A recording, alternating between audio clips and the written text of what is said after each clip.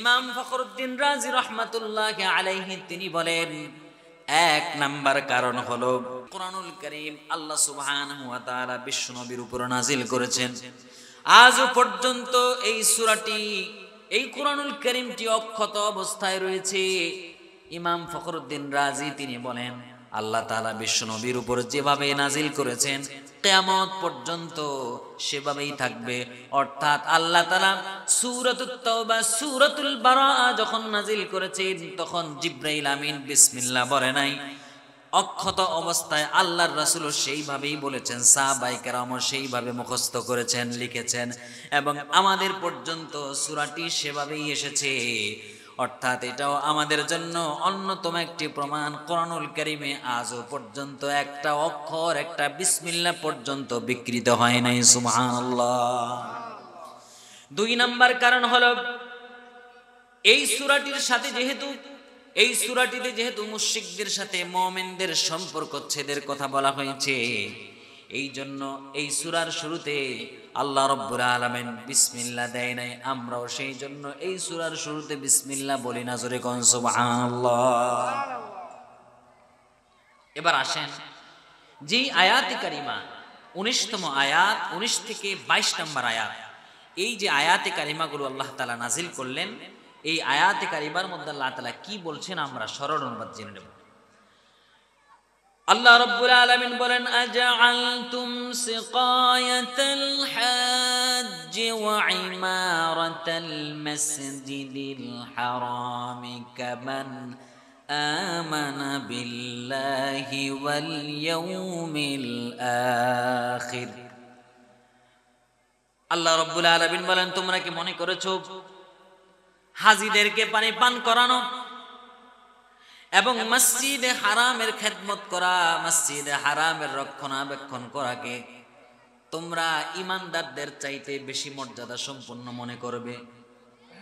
ওয়াজাহাদা ওয়াল ইয়াউমিল আখির, যারা ঈমান এনেছে আল্লাহর প্রতি, যারা ঈমান এনেছে আখিরাতের প্রতি, ওয়াজাহাদা ফি সাবিলিল্লাহ, আর আল্লাহর পথে লড়াই করেছে, জিহাদ করেছে, এই তিন শ্রেণীর মানুষদের চাইতে তোমরা শুধুমাত্র হাজীদেরকে পানি পান করাইয়া এবং মসজিদে হারামের খেদমত করে নিজেদেরকে বড় মনে করবা, এমনটা কি তোমরা ধারণা করেছো নাকি?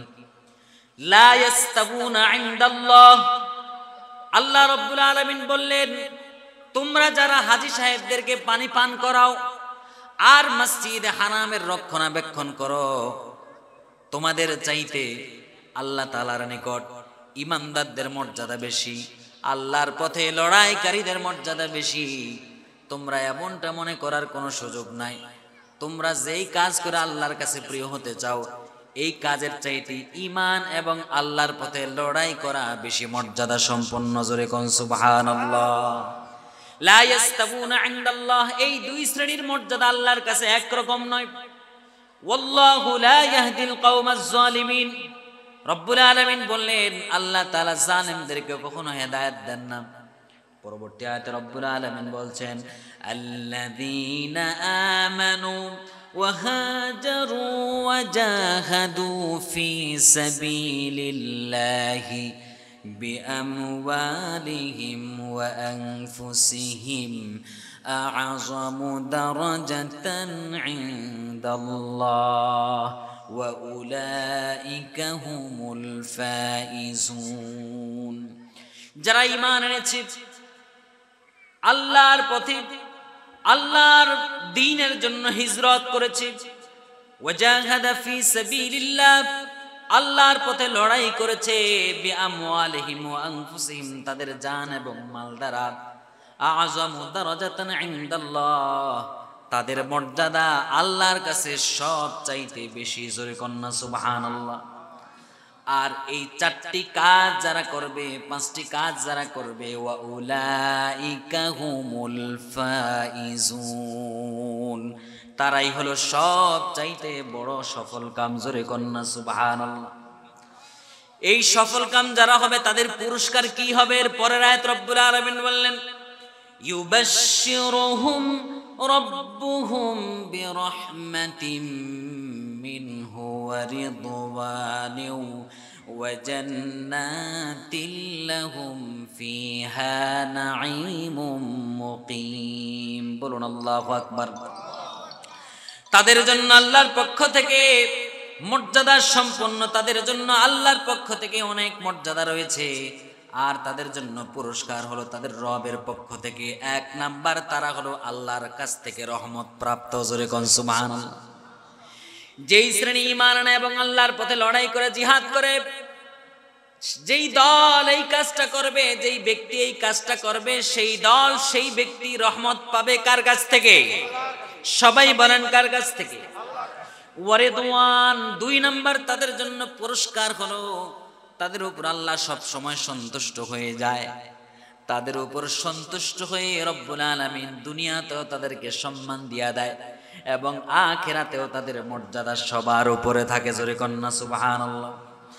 তিন নাম্বার, তাদের পুরস্কার হলো জান্নাতিল লাহুম ফিহা নাঈমুম মুকিম।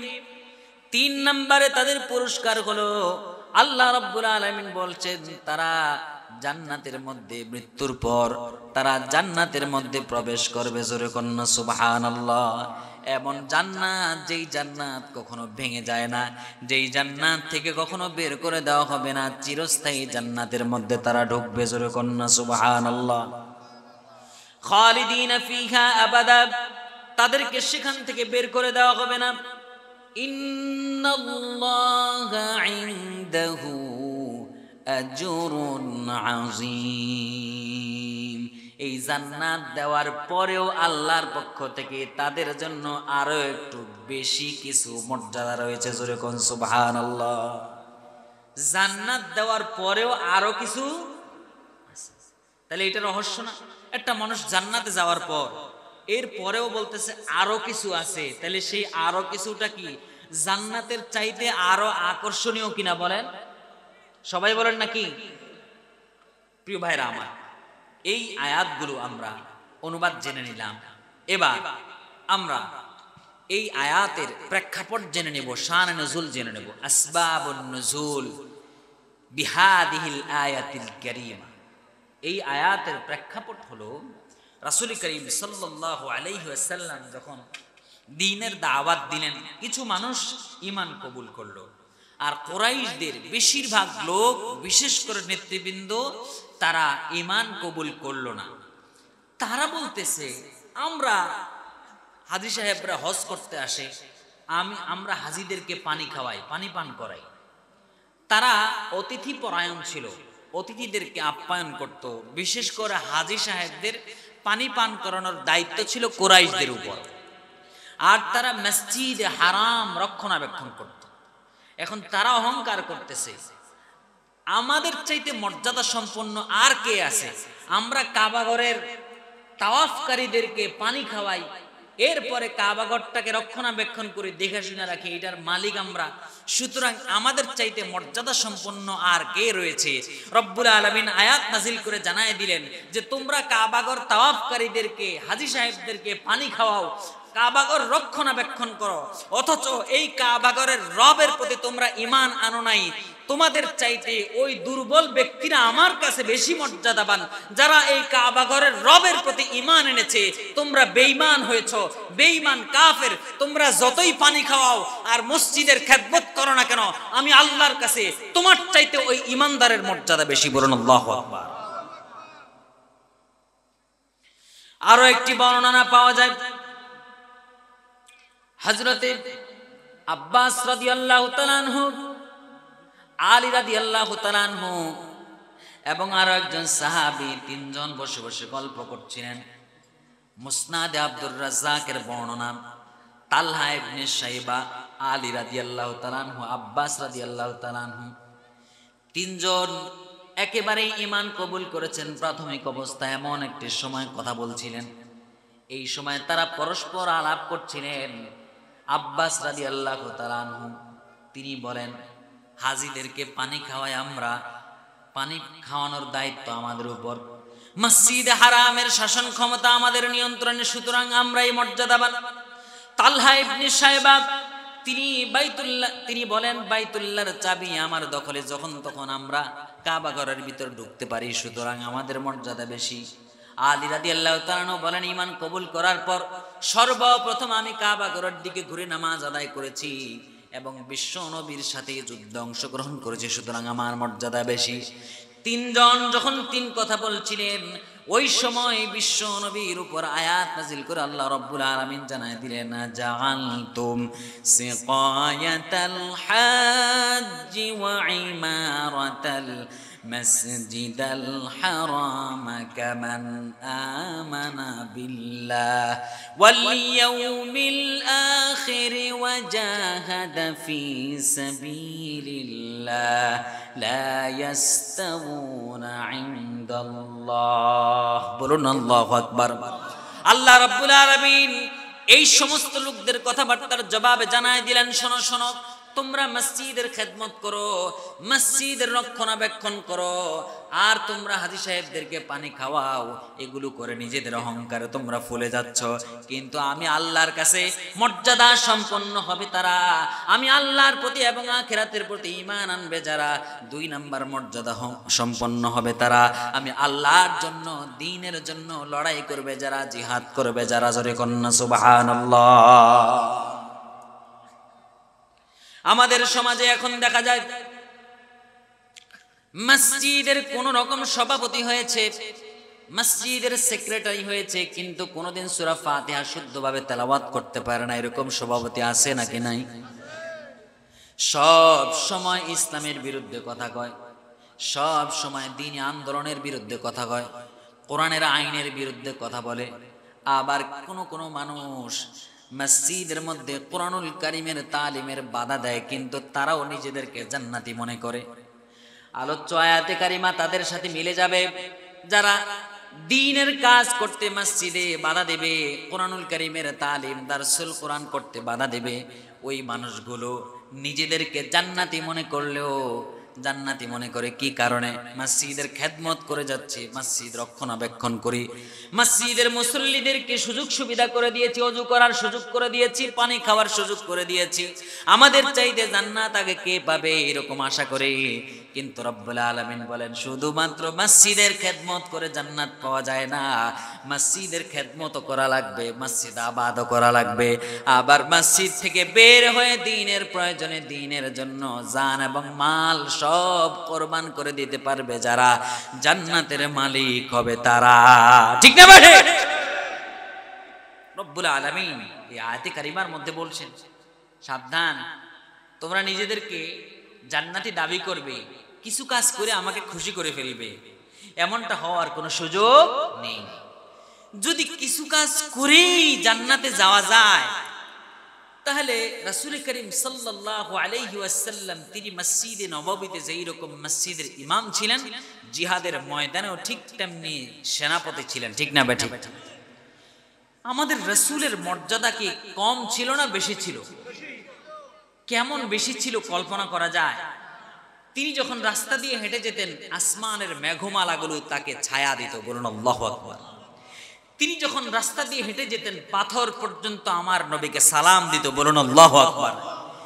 তিনি যখন কোনো জায়গা দিয়ে হেঁটে যেতেন, তখন পশুগুলো তাদের মনের কথা আমাদের রাসূলের সাথে বলতো। বলুন আল্লাহু আকবার।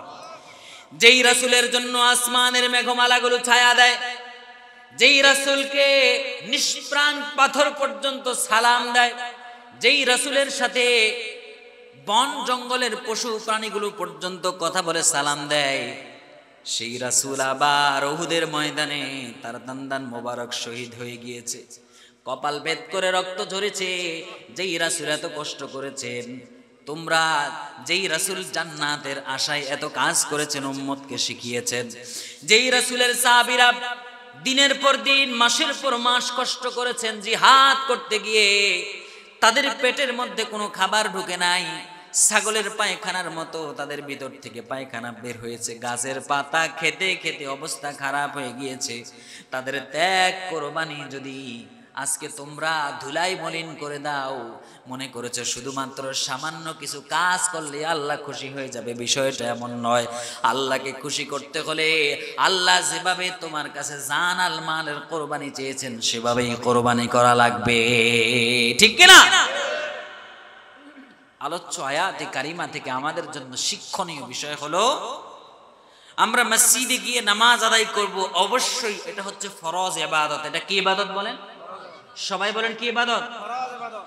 একদিক দিয়ে মসজিদের মধ্যে গিয়ে নামাজ আদায় করা এটা যেরকম ফরজ ইবাদত, আবার আরেক দিকে রব্বুল আলামিন এই ফরজ মূলক শব্দ ব্যবহার করে কোরআনুল কারীমের মধ্যে জানিয়ে দিয়েছেন, শারাআ লাকুম মিনাদ দীনি মা ওয়াসসা বিহি নূহা ওয়াল্লাযী আওহাইনা ইলাইকা ওয়া মা ওয়াসাইনা বিহি ইব্রাহিমা ওয়া মূসা ওয়া ঈসা আন আকিমুদ্দীন। বলুন আল্লাহু আকবার। আল্লাহ রাব্বুল আলামিন জানাই দিলেন তোমাদের জন্য আল্লাহ তাআলা শরীয়ত নির্ধারণ করে দিয়েছেন, দ্বীনকে তোমাদের জন্য নির্ধারণ করে দিয়েছেন। আর আল্লাহ তাআলা নবীদেরকে ডাক দিয়ে বলছেন, হে নবী, আমি মূসা, ঈসা, ইব্রাহিমকে যেই নির্দেশ দিয়েছি আপনাকেও একই নির্দেশ দিচ্ছি, আন আকিমুদ্দিন। একদিকে আপনি মসজিদে নামাজ কায়েম করবেন, আর একদিকে সমাজের মধ্যে আপনি দ্বীনকে কায়েম করবেন, দ্বীনকে প্রতিষ্ঠিত করবেন। জোরে কন্যা সুবহানাল্লাহ।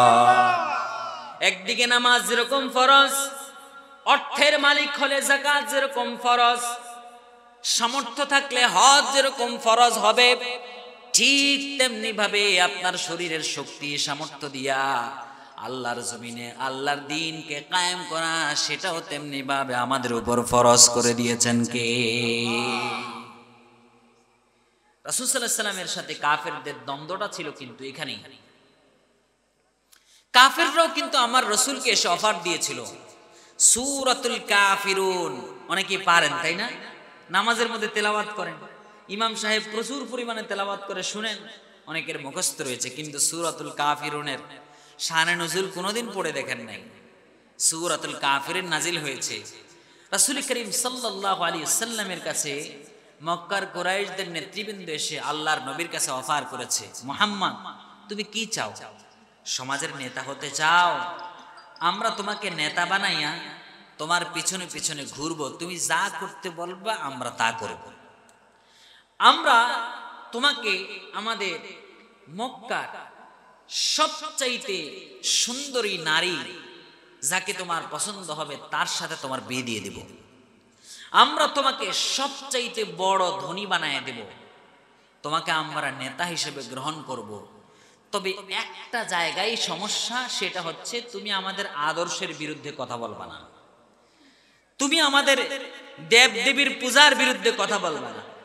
আমরা যে আদর্শ লালন করি, আমাদের কাজ আমরা করব, তোমার কাজ তুমি করবা। মুহাম্মদুর রাসূলুল্লাহ সাল্লাল্লাহু আলাইহি ওয়াসাল্লাম তিনি বললেন, তোমরা যদি আমার এক হাতে চন্দ্র আরেক হাতে সূর্য পর্যন্ত এনে দাও, তবু আমি দ্বীনি আদর্শের কথা বলেই যাব, তোমাদের ভ্রান্ত আদর্শের বিরুদ্ধে কথা বলেই যাব। বলুন আল্লাহু আকবার। এবার তারা 2 নাম্বার অফার দিল, মুহাম্মদ তোমাকে আমরা আরেকটা অফার দিচ্ছি, শোনো শোনো, যদি তুমি চাও, তুমি যেই রবের কথা বলো, যে আল্লাহর কথা বলো, যে ইবাদতের কথা বলো, যে আইনের কথা বলো, 1 বছর আমরা তোমার সেই আইন মানব, আরেক বছর তুমি আমাদের আইন মানবা। অফার কারে কয় দেখছেন নি? এরকম অফার কিন্তু এখনো চলে, এইরকম অফার কিন্তু এখনো চলে। মাথায় পাগড়ি, গায়ে জুব্বা, লম্বা লম্বা কথা বলে, কিন্তু বাতিলের সামনে মাথা নত করে, শুধুমাত্র একটা এমপির পদের জন্য নিজের মাথাকে নোয়াই দিয়েছে। ধরে কোন ঠিক না? এরকম অফার এখনো আছে না কিনা? কারণ আবু জাহেল চলে গেছে, তার নাতিপুতিরা তো আর মরে যায় না, তারাও তো আছে। তারা যদি থাকে তাদের অফার বন্ধ হবে? রাসূল সাল্লাল্লাহু আলাইহি ওয়াসাল্লামকে বলতেছে, মুহাম্মদ তুমি 1 বছর আমাদের আইন মানো, আরেক বছর আমরা তোমার আল্লাহর আইন মানব। রব্বুল আলামিন আসমান থেকে ফরমান জারি করে দিলেন। রব্বুল আলামিন বিশ্ব নবীকে ডাক দিয়া বললেন, কুল ইয়া আইয়ুহাল কাফিরুন লা আ'বুদু মা তা'বুদুন ولا أنتم عابدون ما أعبد ولا أنا عابد ما عبدتم ولا أنتم عابدون ما أعبد لكم دينكم ولي دين বলুন আল্লাহু আকবার। নবী আপনি তাদেরকে ঘোষণা জানায় দেন, শোনো শোনো, তোমরা যার গোলামি করো, তোমরা যে আইনগুলো মানো, আমি মুহাম্মদ সেই মানুষের গোলামি করি না, আমি সে আইন মানি না, আমি কেবলমাত্র একজনের গোলামি করি, তিনি কে? লাকুম দীনুকুম ওয়ালিয়া দীন। তোমাদের দিন নিয়ে তোমরা থাকো, আমি আমার দিন নিয়ে থাকি। তোমাদের আদর্শের সাথে আমার আদর্শের কখনো মিল হবে না, ঠিক না ভাই? ঠিক। এখন আপনারা আমাকে বলেন, ধরেন কেউ একজন ইসলামী শরিয়ার আইন মানতে পারে না, অনেকেই আছে ইমানদার মুসলমান কিন্তু নামাজ পড়তে পারে না ঠিক মতো, ঠিক না ভাই? ঠিক বলেন। এটা একটা অপরাধ, সে নামাজ না পড়ার কারণে সে কবিরা গুনাহ করলো। কি গুনাহ করলো বলেন? সবাই বলেন, কি গুনাহ করলো? কিন্তু তার ঈমান এখনো চলে যায় নাই। কিন্তু যদি সে কখনো এই কথা বলে বসে যে নামাজ কালাম এগুলো আবার কিসের ইবাদত, এগুলো আমি মানি না। একটা হচ্ছে নিয়মিত নামাজ সে পড়ে না, মাঝে মাঝে পড়ে। আরেকটা হচ্ছে সে বলতেছে এই নামাজ কালামের নিয়ম এগুলো ফালতু জিনিস, এগুলো আমি মানি না। বলেন দুইজনেই কিন্তু অপরাধী। একজনে কবিরা গুনাহ করছে, কবিরা গুনাহ করলেও তার ঈমান এখনো যায় নাই, কিন্তু যে সরাসরি আল্লাহর শরীয়তকে অস্বীকার করলো তার ঈমান আছে নাকি গেছে? একযোগে কোন? বুঝার চেষ্টা করবেন, দলকানা হবেন না। আপনি যেই দলের কর্মী, আপনি যেই দলের নেতা, আপনার নেতা যদি বলে আমরা ইসলামী শরিয়ায় বিশ্বাস করি না, আপনি নিজ মুখে স্বীকার করেন আপনার দলের নেতার ঈমান আছে নাকি গেছে। এখন সেই নেতা যদি আপনাকে এসে অফার দেয়, হুজুর আপনার একটা এমপি পদ দিয়া দিব, সমস্যা নাই, আইসা পড়েন আমাদের সাথে, কোন ইমানদার কি সেই নেতার সাথে যুক্ত হতে পারে? কথা কন না কেন? পারে? আপনাদেরকে এরকম 10টা মাদ্রাসা বানায় দিবেন, মাদ্রাসা যত খাওন লাগে, যত তেল লাগে, যত কিছু লাগে সব আমরা দিব। বছরের পর বছর এখান থেকে কোরআনের হাফেজ বের হবে, আলেম বের হবে, তাদের সব খরচ আমরা চালায় দিব। তবে আমরা ইসলামী শরিয়ায় বিশ্বাস করি না, আমাদের সাথে আইসা জোটভুক্ত হন। এই কথা বললে কি সেখানে জোটভুক্ত হওয়া যাবে? কিন্তু আমাদের দেশের একদল আলেম এই দলের সাথে গিয়ে যুক্ত হয়েছে। ইসলামী শরিয়ায় যারা বিশ্বাস করে না তাদের ঈমান থাকতে পারে? প্রিয় ভাইরা আমার, এই জন্য আমাদের মনে রাখতে হবে, আমাদের ঈমানের দাবি যদি পূর্ণ না হয়, আমাদের ঈমানের দাবি যদি পূর্ণ না হয় শুধুমাত্র কিছু কাজ দিয়া, কিছু আমল দিয়া, কিছু ফরজ নফল ইবাদত দিয়া জান্নাত পাওয়ার আশা কখনোই করা যায় না, বলেছেন কে? এই জন্য রব্বুল আলামিন কোরআনুল কারীমের অনেকগুলো আয়াত কারিমা তিনি নাজিল করে জানায় দিয়েছেন, আম হাসিবতুম আন তাদখুলুল জান্নাহ ওয়ালাম্মা ইয়া'লামিল্লাহুল্লাযীনা জাহাদু মিনকুম ওয়া ইয়া'লামাস সাবিরিন। বলুন আল্লাহু আকবার। আল্লাহ রাব্বুল আলামিন বললেন, তোমরা কি ধারণা করেছো জান্নাতের সামনে গিয়া বলবা আমিও আব্দুর রহিমের বেটা আব্দুল করিম, পরিচয় দিবার তোমাকে জান্নাতের মধ্যে ঢুকায় দেওয়া হবে? না না, কখনই নয়। বরং আমি আল্লাহ তাআলা যাচাই বাছাই করব, দুনিয়ার মধ্যে তোমার ঈমানের পরীক্ষা নিরীক্ষা করব। ঈমানের পরীক্ষায় পাশ করবে যারা, জান্নাতের মালিক হয়ে যাবে তারা। জোরে কন্যা সুবহানাল্লাহ। ঈমানের পরীক্ষা হবে দুই ভাবে। সবাই বলেন কয় ভাবে? আরো জোরে বলেন। দুই ভাবে হবে ঈমানের পরীক্ষা। এক নাম্বার ঈমানের পরীক্ষা হবে আপনার সুখ শান্তি দিয়া, পদ পদবে দিয়া। দুই নাম্বার ঈমানের পরীক্ষা হবে কষ্ট দিয়া, দুঃখ দিয়া, জুলুম দিয়া, অত্যাচার দিয়া। কখনো আপনি যখন কষ্টের মধ্যে থাকবেন ওই সময় আপনি কেমন ধৈর্য ধারণ করছেন সেটা দেখবেন কি? আর যখন আপনি আরামে থাকেন, যখন আপনি ভালো থাকেন, ওই অবস্থায় আরাম পাইয়া, পদ পাইয়া, দলের অবস্থান পাইয়া আপনি তখন আল্লাহকে ভুলে গিয়েছেন কিনা সেটা দিয়েও আপনাকে পরীক্ষা করবেন কে? আল্লাহ রাব্বুল আলামিন কোরআনুল কারীমের মধ্যে জানায় দিচ্ছেন, দলিল নেন, ওয়ানাবলুকুম বিশ-শাররি ওয়াল খাইর, অবশ্যই আমি তোমাদেরকে ক্ষতি দিয়া এবং কল্যাণ দিয়া, দুইটা দিয়াই পরীক্ষা করব। কে কোন সময় আমাকে ভুলে যাও, অধিক সুখ পাইয়া ভুলে গেলা নাকি, আর অধিক দুঃখ পাইয়া ভুলে গেলা নাকি, দুইটা দিয়াই আমাদেরকে পরীক্ষা করেন কে? আমাদেরকে পরীক্ষা করবেন আল্লাহ তাআলা। এই জন্য আল্লাহ তাআলা বলছেন, আজআলতুম সিকায়াতাল হাজ, কিছু নেক আমল করে, নির্দিষ্ট কিছু ধর্মীয় উৎসব পালন করে যদি আমার কাছে জান্নাত আশা করো, সফলতা আশা করো, এটা তোমরা কল্পনা করতে পারবে, চিন্তা করতে পারবে, কিন্তু আশা কখনো পূরণ হবে ওয়ানাবলুকুম বিশ-শাররি ওয়াল খাইর। এই আলোচনা আমি আগেও আপনাদের সামনে অনেক সময় করেছি। এক লোক, সে তার বাড়িতে একটা বকরি লালন পালন করে আর একটা গাধা পালন করে। সবাই বলেন কি পালন করে? বকরি আর গাধা। এখন গাধার পিঠে সব সময় বোঝা চাপায়া দেয়। কি চাপায়া দেয়?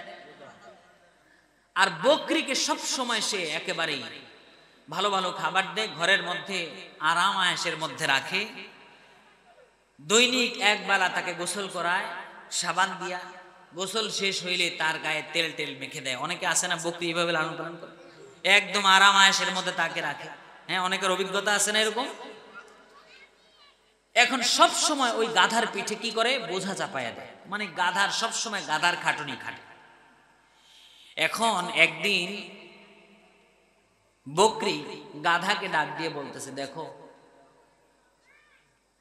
তোমার মতো গাধা পৃথিবীতে আর কেউ নাই। দেখো মালিক আমারে কিরকম আদর করে, কিরকম সোহাগ করে, সব সময় আমাকে আরাম আয়েশের মধ্যে রাখে, আর সব সময় তোমার উপর বোঝা চাপায়া দেয়, তোমারে খালি কষ্ট দেয়। দেখো মালিক আমাকে কত ভালো রেখেছে। দুইজন এবার কথা বলতে বলতে এক পর্যায়ে গাধা বলতেছে, ভাই এটা সত্য, মালিকের খাই, মালিকের গুণ গায়, মালিক আমাকে কিছু খাবার দেয়, খাইয়া শক্তি অর্জন করি, আর মালিক আমাকে বলে আমি মালিকের প্রয়োজনে তার চাহিদা পূরণ করি, তার বোঝাগুলো আমি বহন করে নিয়ে যাই, আর তুমি ভাই আরামে আছো। ভালো কথা, তবে শোনো একটা খবর কি জানো, আমি বাহিরে দেখে এসেছি, আমি শুনে এসেছি মানুষের মুখে মুখে, সেটা হচ্ছে আসমানে কিন্তু কোরবানি ঈদের চাঁদ উঠেছে। কি উঠছে কোন দিন? আচ্ছা, কোরবানি ঈদের চাঁদ যদি উঠে থাকে তাহলে ছুরি কি গাধার গলায় নাকি বকরির গলায়? সবাই বলেন কার গলায়? ছুরি বকরির গলায় যায়।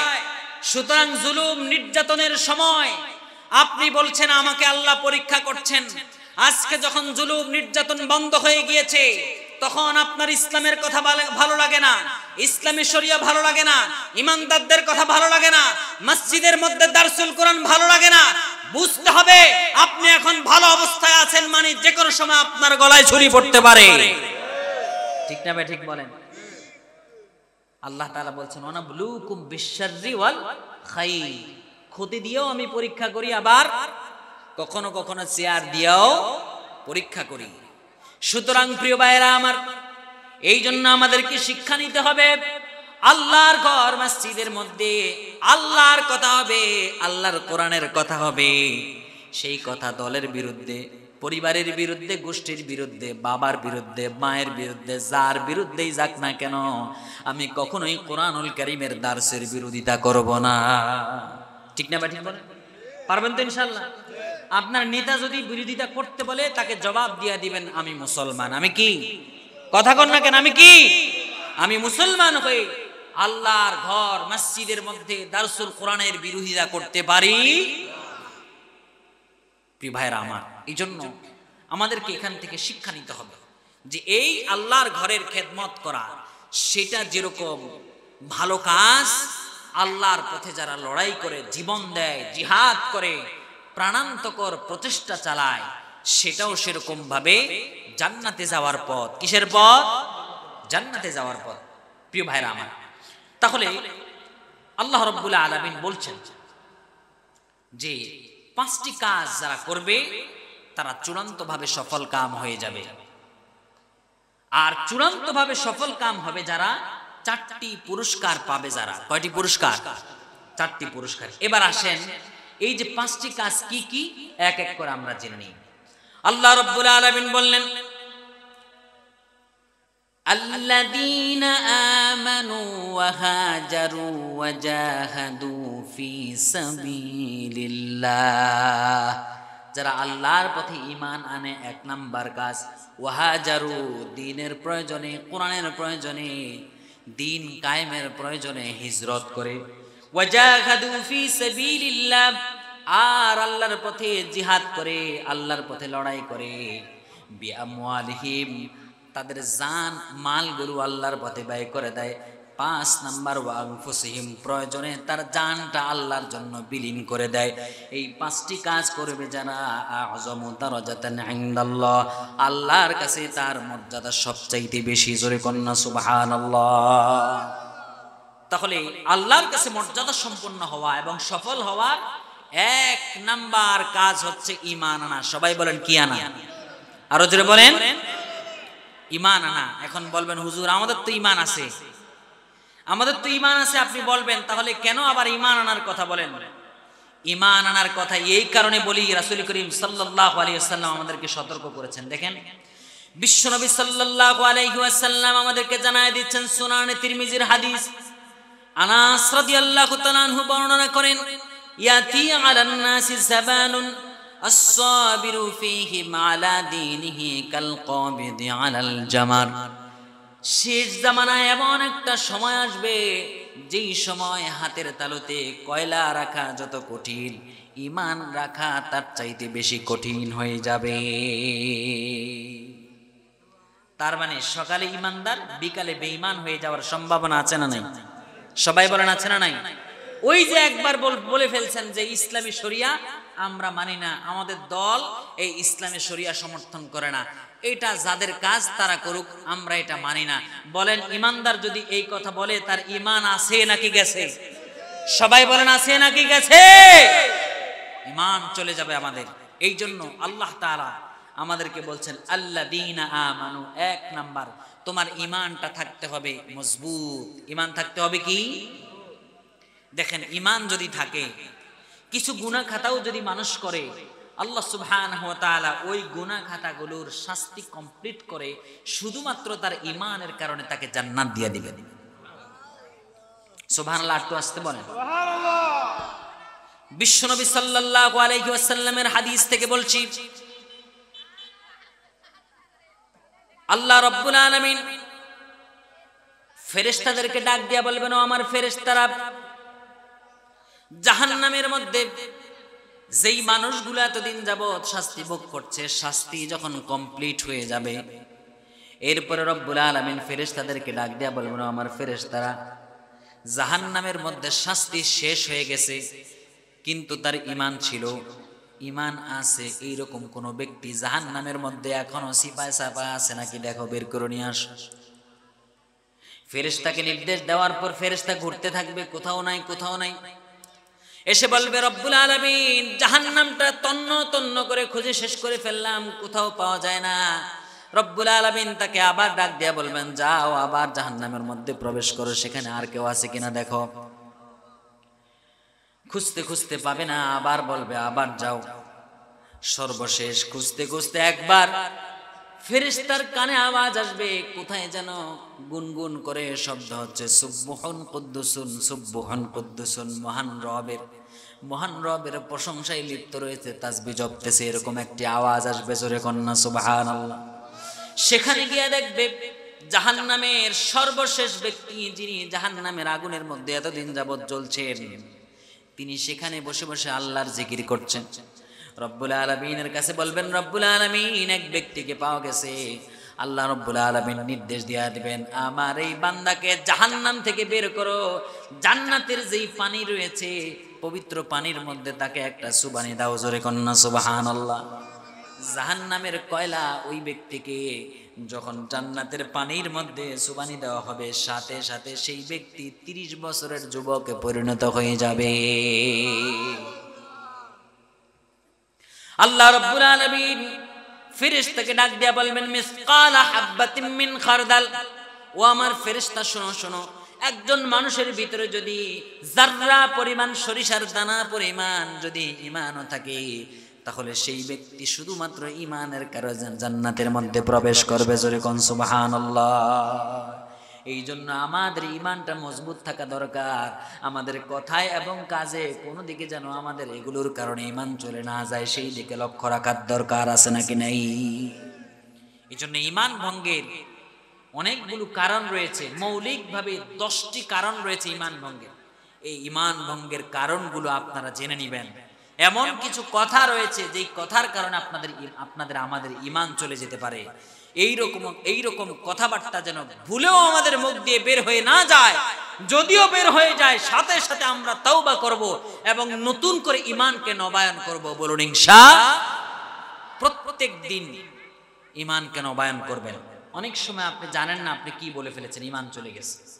এই জন্য যখনই সুযোগ পাবেন সাথে সাথে পড়বেন লা ইলাহা ইল্লাল্লাহু মুহাম্মাদুর রাসূলুল্লাহ সাল্লাল্লাহু আলাইহি ওয়াসাল্লাম। রাতের বেলা ঘুমানোর আগে ঈমানকে নবায়ন করে তারপর ঘুমাবেন। আল্লাহুম্মা বিইসমিকা আমুতু ওয়া আহইয়া লা ইলাহা ইল্লাল্লাহু মুহাম্মাদুর রাসূলুল্লাহ। বিশ্বনবী সাল্লাল্লাহু আলাইহি ওয়াসাল্লাম বলেছেন, কেউ যদি তার জীবনের সর্বশেষ কথা হয় লা ইলাহা ইল্লাল্লাহ, লোকটা নিশ্চিতভাবে জান্নাতে। সুবহানাল্লাহ।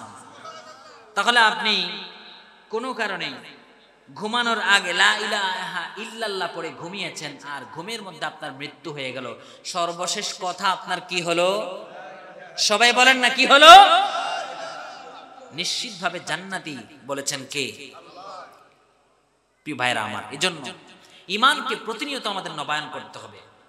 এবার আল্লাহ রাব্বুল আলামিন বলছেন আল্লাযীনা আমানু, এটা হচ্ছে 1 নাম্বার কাজ। 2 নাম্বার কাজ হচ্ছে ওয়াহাজারু। আজান কয়টায়? কয়টা বলেন?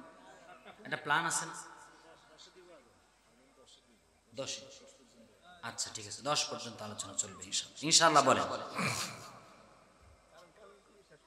হ্যাঁ ইনশাআল্লাহ কারণগুলো শেষ করব।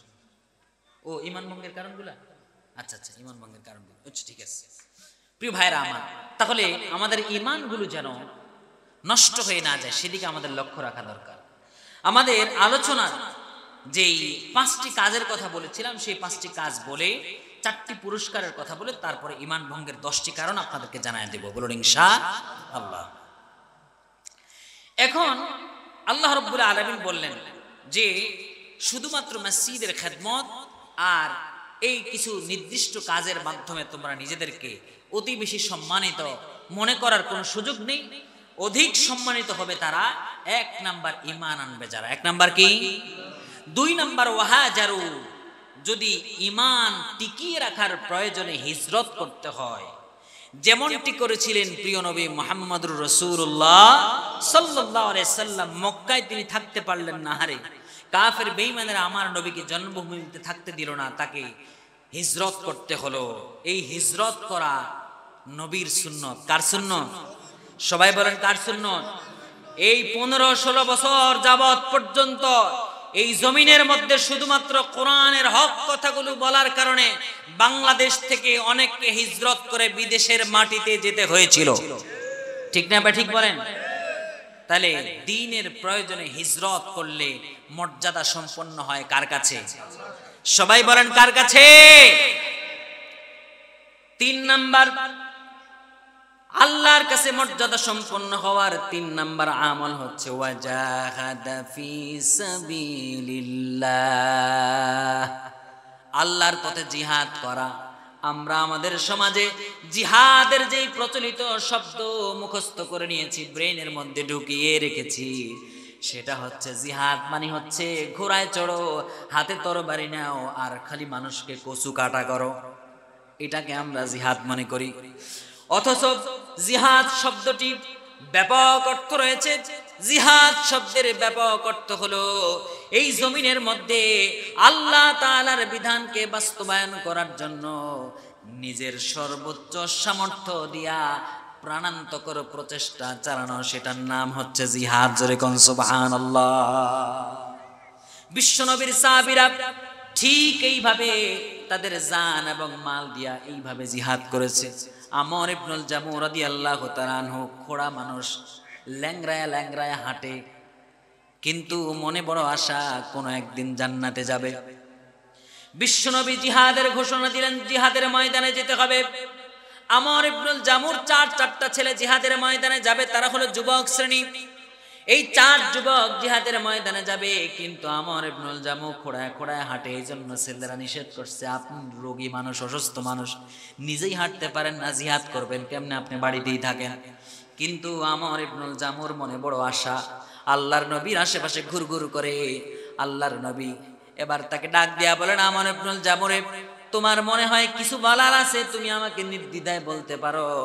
আমর ইবনুল জামু বলি, ইয়া রাসূলুল্লাহ, ইয়া হাবিবাল্লাহ, আপনি আমাকে খোঁড়ায় খোঁড়ায় হাঁটতে দেখেন। আল্লাহর নবী সাল্লাল্লাহু আলাইহি ওয়াসাল্লামকে সে প্রাণ উজাড় করে দিয়ে বলছে, ইয়া রাসূলুল্লাহ, আমার চারটা ছেলে জিহাদের ময়দানে যাবে, কিন্তু তারা আমাকে জিহাদের ময়দানে যেতে দেয় না। আল্লাহর নবী সাল্লাল্লাহু আলাইহি সাল্লাম বলেন, তুমি তো খোঁড়ায় খোঁড়ায় হাঁটো, তুমি জিহাদের ময়দানে গিয়ে কি করবা? আমর ইবনুল জামু বলে, ইয়া রাসূলুল্লাহ, ইয়া হাবিবাল্লাহ, আমি জিহাদের ময়দানে যাবার স্বপ্নই দেখি না, বরং জিহাদের ময়দানে গিয়া শহীদ হয়ে জান্নাতের মধ্যে আমার জান্নাতি দ্বীনি ভাইদের সামনে এই রকম করে খোঁড়ায়া খোঁড়ায়া হাঁটতে চাই। জোরে কোন সুবহানাল্লাহ। নবী সাল্লাল্লাহু আলাইহি ওয়াসাল্লাম কি আকাঙ্ক্ষা বলার পর আল্লাহর নবী ছেলেদেরকে ডাক দিয়া বললেন, তোমার বাবার যে আকাঙ্ক্ষা, যে তামান্না অন্তরে লালিত পালিত হচ্ছে, এই তামান্না কোনোদিন তোমরা থামায়া রাখতে পারবা না। তাকে তোমার যাওয়ার জন্য কোনো বাধা দিও না, আমি রাসূল অনুমতি দিয়া দিলাম। আমর ইবনুল জামু রাদিয়াল্লাহু তাআলা আনহু আনন্দে আত্মহারা হয়ে আল্লাহর কাছে দুহাত তুলে সেই দিন একটা দোয়া করেছিলেন, রব্বুল আলামিন, তোমার দ্বীনের জন্য জিহাদের ময়দানে যাচ্ছি, আমার মনে বড় আশা, জিহাদের ময়দান থেকে তুমি আমাকে আর জীবিত ফিরায়া আনবা না। আল্লাহু আকবার। আমর ইবনুল জামু রাদিয়াল্লাহু তাআলা আনহু জিহাদের ময়দানে যাবার আগে হাত তুলে দোয়া করলেন। এই দোয়াটা আর কেউই শুনলো না, এই দোয়াটা শুনলো তার স্ত্রী। সবাই বলেন কে? এই দোয়াটা শুনলো তার স্ত্রী। জিহাদের ময়দানে গিয়ে যুদ্ধ হয়ে গেল।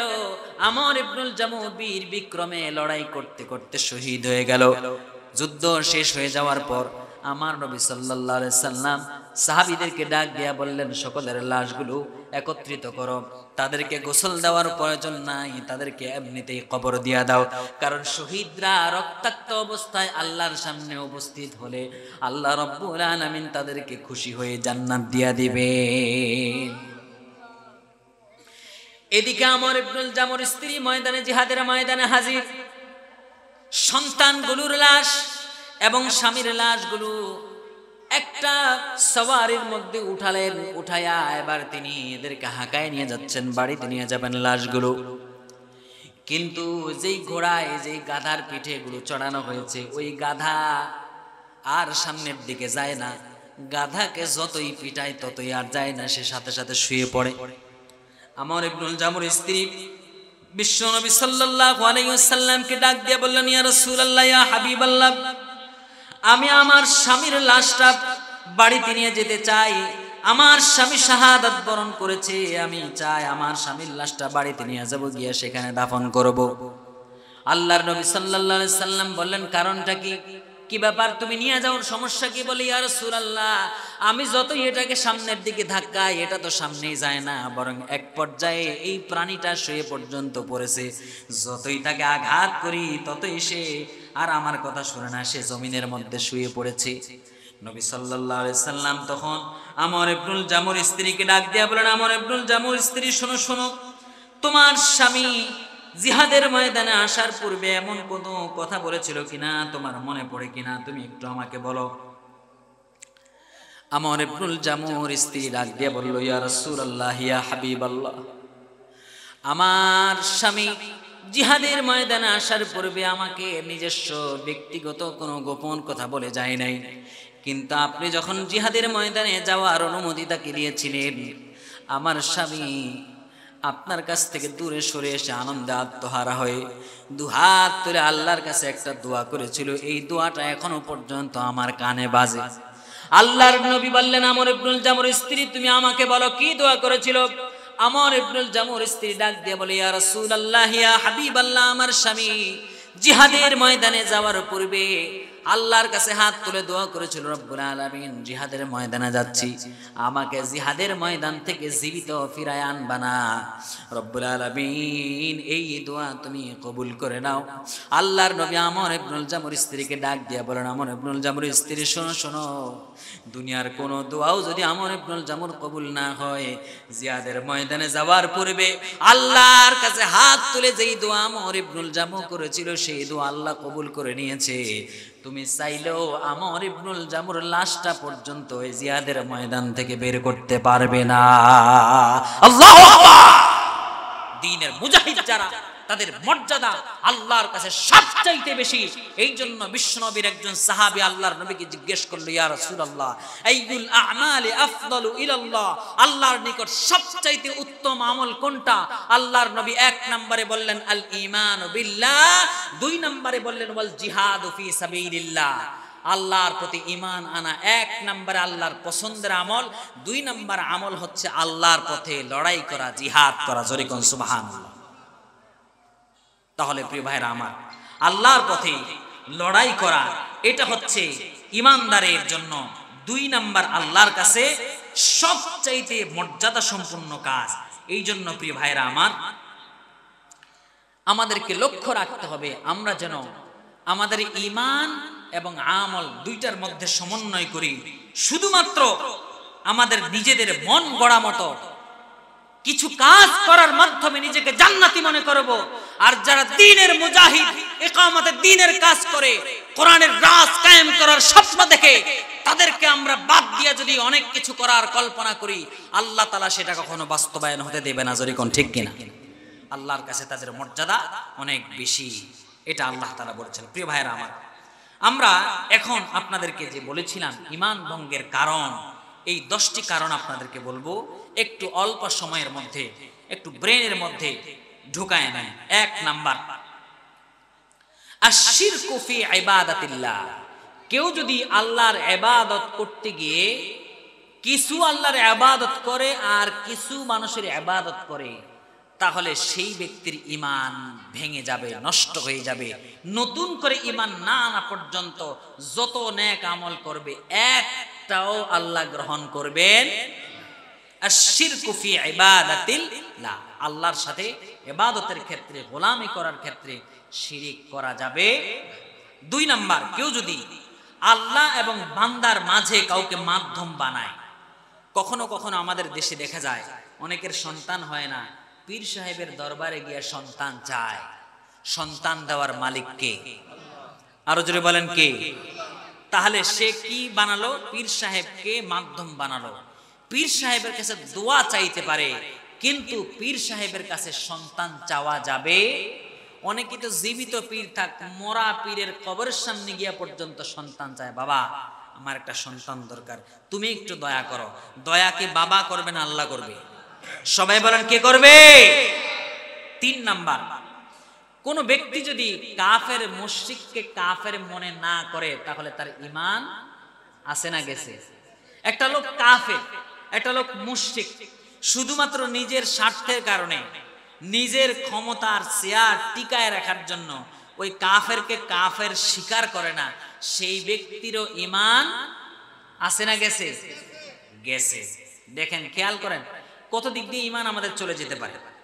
4 নাম্বার, যদি কোনো মুসলিম নবী করিম সাল্লাল্লাহু আলাইহি ওয়াসাল্লামের দেখানো পথ এবং মত ব্যতীত দুনিয়ার মানুষের বানানো কোনো মতবাদকে নিজেদের জীবনে বাস্তবায়ন করার জন্য কাজ করে, সেই ব্যক্তির ঈমানও আছে না গেছে? নবীর পথ হলো ইসলামের পথ। সবাই বলেন কিসের পথ? নবীর পথ হচ্ছে ইসলামের পথ। নবীর পথ হচ্ছে সঠিক পথ। ইসলামের এই পথ বাদ দিয়া কেউ যদি নিজেদের মতো করে ভিন্ন পথ অবলম্বন করে, তাহলে তার ঈমান নাই। এরপরে 5 নাম্বার, কোন ব্যক্তি যদি নবীজি সাল্লাল্লাহু আলাইহি ওয়াসাল্লামের আনিত কোন বিধানকে সরাসরি অস্বীকার করে অথবা কোন বিধানের একটা অংশকে অস্বীকার করে, কোন বিধানের একটা অংশকেও যদি কেউ অস্বীকার করে তাহলে সেই ব্যক্তির ঈমান থাকবে।